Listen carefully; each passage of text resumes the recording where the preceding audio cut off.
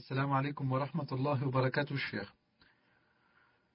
Une femme qui a pour habitude de prier la nuit, même en dehors du mois de Ramadan, et qui pendant le mois du Ramadan prie Tarawih à la mosquée, sachant qu'elle va poursuivre des prières pendant le dernier tiers de la nuit, doit-elle prier Salat al-Witr en groupe à la mosquée ou doit-elle s'abstenir, sachant qu'elle va prier plus tard dans la nuit?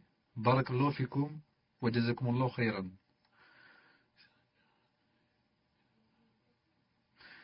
Et juste une précision, cher, par rapport à ce que vous venez de dire. Et les personnes demandent également, est-ce que si les denrées sont distribuées bien après l'Eid, est-ce que ça rentre quand même dans Zakat al-Fitr? Tfadal, cher. Je commence par la réponse de la sœur. Je lui dis, de préférence, si tu fais tarawih dans la mosquée, de préférence, si tu as l'intention de faire la prière encore de la nuit, vaut mieux ne pas faire le 8, pour ne pas faire de 8 dans une soirée. Mais ce n'est pas ce que je préfère.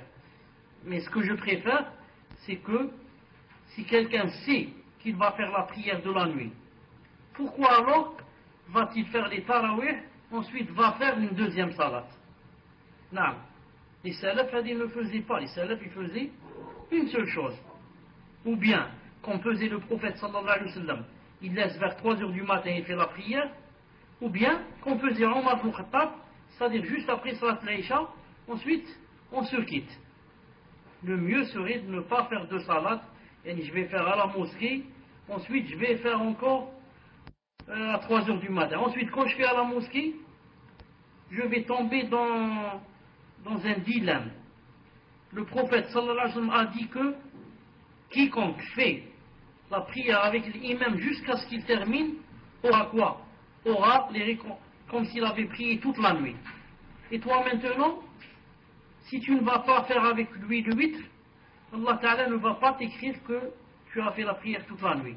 Et si tu vas faire avec lui le 8, Allah Ta'ala va t'écrire que tu as prié toute la nuit. Et si tu as prié toute la nuit, pourquoi tu vas encore reprier encore une deuxième fois? Moi je dis, Allah Ta'ala alam, que de préférence on choisit, ou bien on fait avec l'imam, ou bien on laisse la nuit et on fait tout seul, ou bien on fait en groupe. Wallahu subhanahu wa ta'ala alam. Mais si quelqu'un joue entre les deux, Inch'Allah ta'ala, ce n'est pas interdit, à condition de préférence qu'il ne fasse pas le 8 avec l'imam. Fadlan.